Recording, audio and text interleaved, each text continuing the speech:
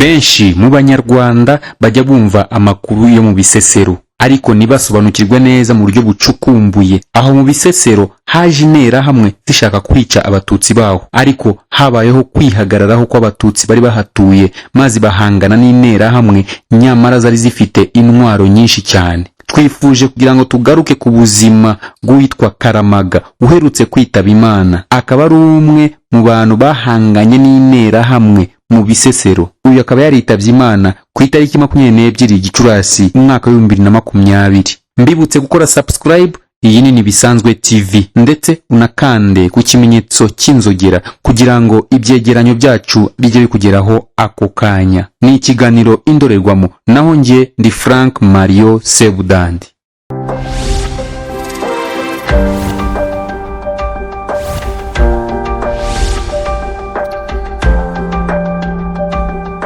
Karamaga Simeon uri mu bahanganye n'intera hamwe zicaga abatutsi bo mu Bisesero mu mwaka wa 1994. Uyu mugabo benshi bafata nk'intwari ikomeye cyane yitavye Imana azize indwara y'umwijima. Uyu musaza waruhutse afite imyaka 76 yatabarukiye mu bitaro bya Ngoma mu murenge wa Gishita mu karere ka Karongi aho yararwariye. Izina rya Karamaga rizwi mu mateka ya jenoside yakorewe abatutsi mu Bisesero, ubu ni mu karere ka Karongi. Uyu musaza yarazwiho ko we na bagenzi be barwanyije ibitero by'intera hamwe mu mwaka wa 1994 kugeza aho bazambura imbunda. Bisesero na agace kari gatuwemo n'abatutsi benshi, bivugwa ko bageraga ku 60,000. Mu gihe cya jenoside habereye amateka yo kwirwanaho kw'abatutsi mu buryo bukomeye, ku buryo bagejeje muri Gicurasi mu mwaka wa 1994 abicanyi batarabasha kubameneramo. Abatutsi barwanaga bari bayobowe n'uwitwaga Birara Aminadabu, umuhungu we Nzigira Segikware, Habiyambere Paul Bitega. Aba bakaba baraje kwicwa. Hari kandi abashoboye kurokoka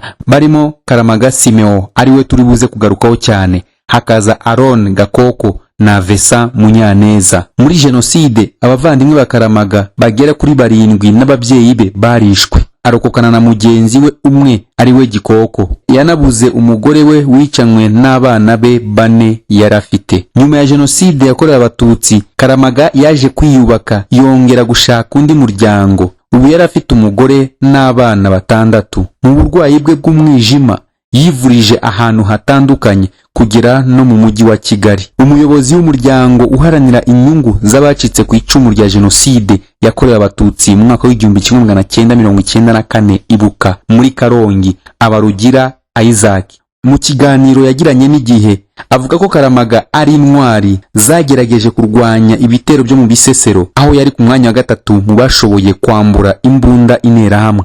Reka twumve ikiganiro na Isaac Habarugira, uyu muyobozi wa Ibuka. Karamaga yitavye Imana ejo. Yego. Ariko ntabwo yaguye, urebye yaguye n'ahangaha. Ariko mu bihe bishize yagiye aza kwivuriza i Kigali. Yego. Akavuzwa n'umuntu witwa Mukankomeje wabaga muri Remo. Yego. Rose Mukankomeje. Ni mubyara we. Akaba rero ari umuntu ugaragara mu ntwari zagerageje kurwanya ibitero mu Bisesero. Akaba mbega ari nko ku mwanya wa 3, kuko umwanya wa mbere hari Birara. Yego.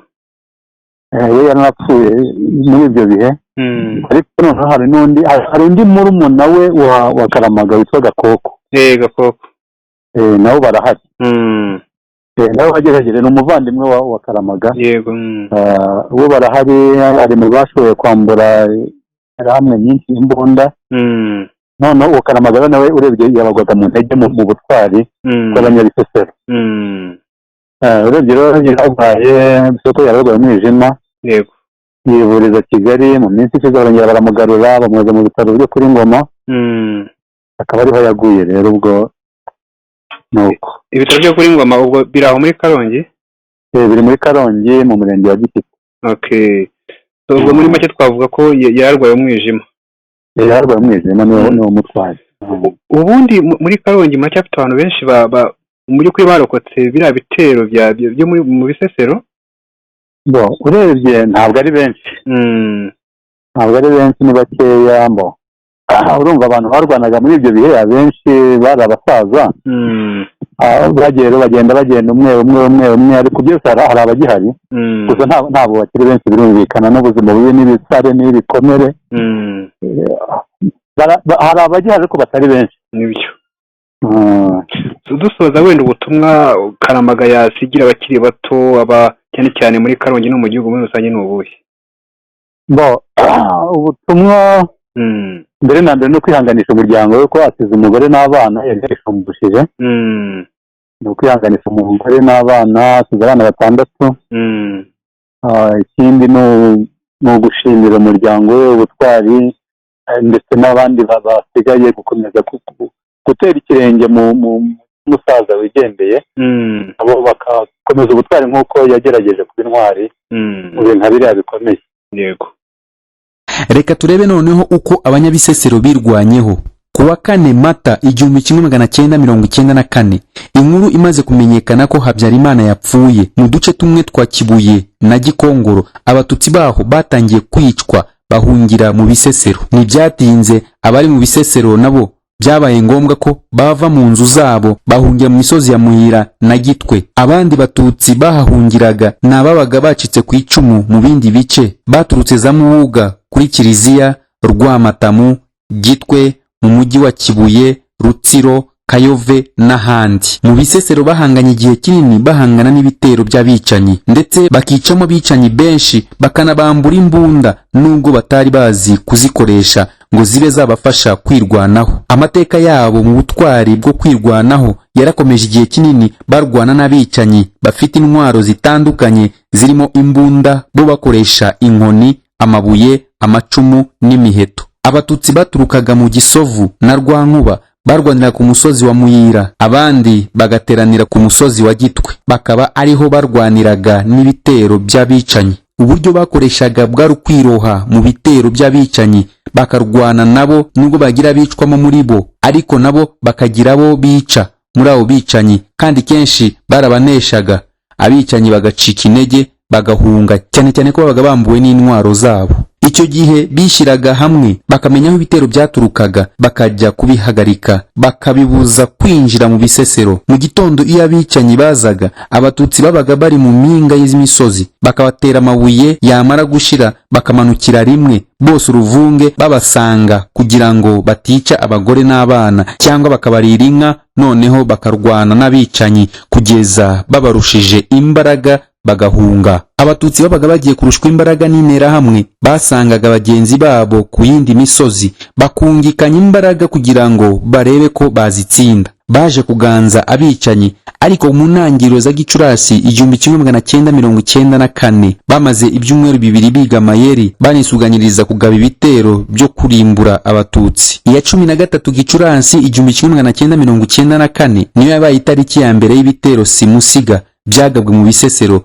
bigizwe n'abasirikare bo mu mutwe warindaga umukuru w'igihugu n'abandi basirikare bahungaga urugamba. Interahamwe zivuye mu bice bitandukanye n'abicanyi babimenyereye bavuye mu Bugarama muri Cyangugu, Gisenyi, Ruhengeri na Gikongoro. Nyuma y'ibyo bitero byari simusiga, byayobowe n'abari abayobozi muri leta yakoze jenoside.